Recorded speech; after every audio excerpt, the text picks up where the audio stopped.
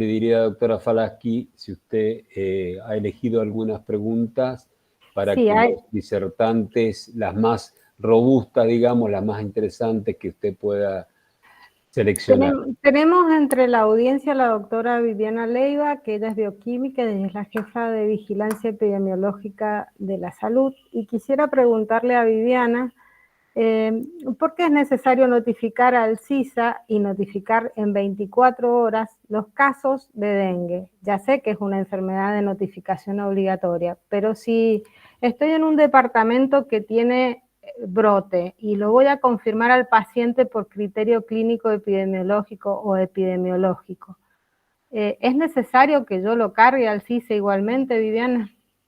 ¿Y por qué? Viviana, ¿estás ahí? Desmuté. Ahí Ahí estamos. está. Sí, los casos se notifican, todos los casos sospechosos o confirmados por nexo epidemiológico deben ser notificados para ir evaluando cómo va progresando el brote y para definir también el estatus epidemiológico de cada zona. O sea, se notifican tanto los casos que vamos a estudiar fuera de la zona de brote como casos sospechosos y los casos confirmados en zona de brote. Y lo que es importante en estas dos situaciones es que hay herramientas para la notificación, que una es la planilla actual que se utiliza para caso, para confirmar el criterio clínico epidemiológico, que debe ser llenada con datos completos, especialmente domicilio, localidad, bueno, los datos del paciente, y ser volcada al CISA, y la ficha en zona de no brote, que es la ficha completa de datos, con esos mismos datos para que podamos georreferenciar y identificar bien cuáles son esas zonas e ir cambiando ese estatus epidemiológico del que hablamos. La notificación se debe hacer dentro de las 24 horas para poder hacer las acciones de prevención y control frente a un caso sospechoso. Sin eso, llegamos tarde a todos lados. Gracias, Vivi. En realidad es muy importante lo que dice Vivi porque cada vez que uno notifica un caso se gatillan acciones que tienen que ver con la salida al terreno del equipo de zoonosis y del equipo de atención primaria que va a buscar síndromes febriles en las 8 manzanas aledañas a la vivienda del paciente que puedan tener diagnóstico compatible con dengue, y se aborda la manzana del paciente y las 8 manzanas aledañas buscando la presencia del vector y haciendo lo que se llaman acciones de descacharreo y eliminación de las larvas para limpiar y sanear el medio ambiente. Y además la municipalidad va a hacer las acciones de saneamiento ambiental necesarias para combatir el vector. Si ustedes no denuncian los casos, si solo se denuncian los casos que llegan al laboratorio, nos estamos perdiendo parte de la película y probablemente no podamos tener un control de la situación, que por cierto es muy difícil. Hay una pregunta. Perdón, que si las planillas están online, y las planillas sí están en la página del ministerio y se han difundido las guías y las alertas donde están los links donde se pueden descargar las guías, y si no las pueden solicitar a sección vigilancia. André, perdón, André, sí, quería completar porque vi que ahí hicieron un comentario en el chat donde decían que CISA no tiene la posibilidad de carga por criterio clínico epidemiológico, y sí está esta posibilidad en CISA, que si Vivi lo quiere reforzar, pero es cuando ustedes cargan el evento, clasificación manual del caso, cargan dengue confirmado por criterio clínico epidemiológico en contexto de brote. Está la posibilidad de cargar de esta manera. Bueno, hay una pregunta clínica que creo que es para el doctor Gonzalo, sobre si hay algún valor puntual del hematocrito que signifique una alarma, o si aparte del hematocrito hay que ver el resto del paciente. Supongo que debe preguntar al respecto de, sobre todo en la fase crítica del paciente, ¿no? Sí, el hematocrito, buena la pregunta, realmente buena, porque el hematocrito es un criterio más.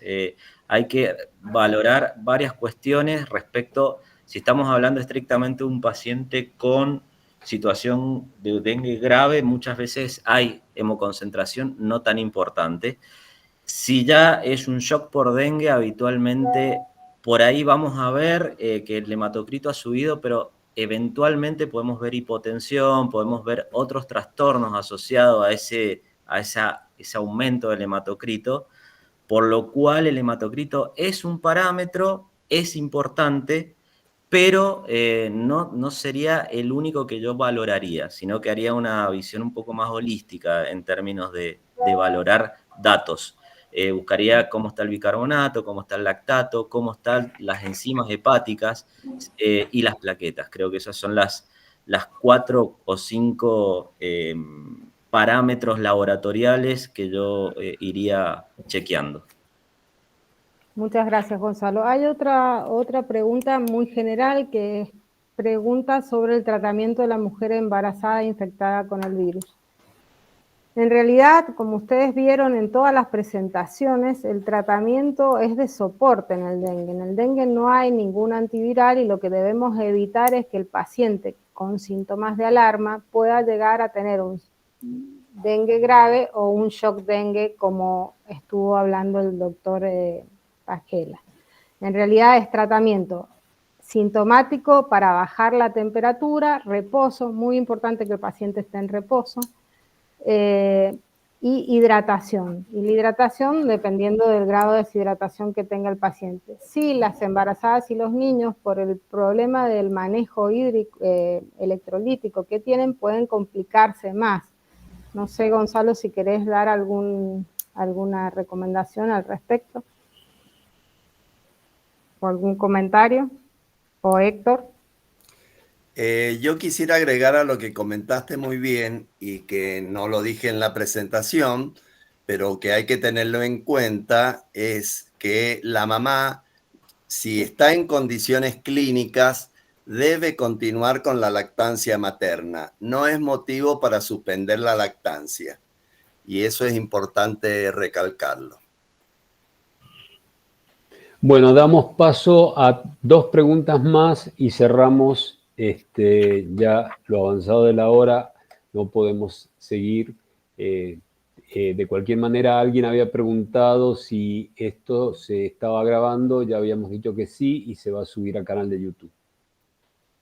Había una pregunta en el chat que ahora no la veo, pero creo que decía algo así como si los inhibidores de la aromatasa al momento del diagnóstico se pueden suspender por la gran mialgia que tienen los pacientes. No sé, Andrea Villalbas, doctora Villalbas, si usted la puede contestar. Sí, en realidad no hay una indicación específica de suspensión de esta medicación, si bien como evento adverso de dicha medicación puede haber artromialgias que pueden aumentar las artromialgias que ya presenta el paciente por su patología de base, no es una indicación específica de suspensión porque no tiene un efecto directo en la fisiopatogenia o en el cuadro clínico de dengue específicamente, como por ejemplo otro tipo de medicaciones que sí tenemos que estar atentos y en tal caso suspender en el caso de ser posible o hacer alguna modificación, que incluso un poco lo relaciono con una pregunta que había de los anticoagulantes. En general, en el caso de poder suspenderse los anticoagulantes, se deberían suspender y en el caso de no poder suspenderse, tratar de pasar a heparina de bajo peso molecular y en el caso que estuviesen con aspirinas, sí debe suspenderse la aspirina. Pero en cuanto a esta medicación que mencionaron, no es una indicación precisa de suspensión de la misma. Andre, otra pregunta de tratamiento y ya sería la última. Aquí comentan en el caso de tener alergia al paracetamol, ¿qué otro medicamento se podría usar? Bueno, perfecto. La Organización Mundial y la Organización Panamericana de la Salud incluye solamente 2 medicamentos como posibilidad de utilizar. Uno es el paracetamol y el segundo, en el caso de alergia al paracetamol, es la dipirona, es el otro medicamento que podría utilizarse en estas situaciones de alergia. No es la indicación primaria, pero en estos casos podría indicarse. Bien. Como una recomendación puntual y que creo que es importante, es tener en cuenta que los pacientes que mientras dure su etapa febril son infectantes para la picadura de un mosquito que no tenga dengue. Ustedes saben, como dijo Andrea, que el dengue se transmite a través de la picadura del mosquito, pero a su vez el mosquito tiene que haber adquirido la infección de un ser humano al cual pica en periodo de viremia y después hace una incubación extrínseca en el mosquito y vuelve a transmitir a otra persona.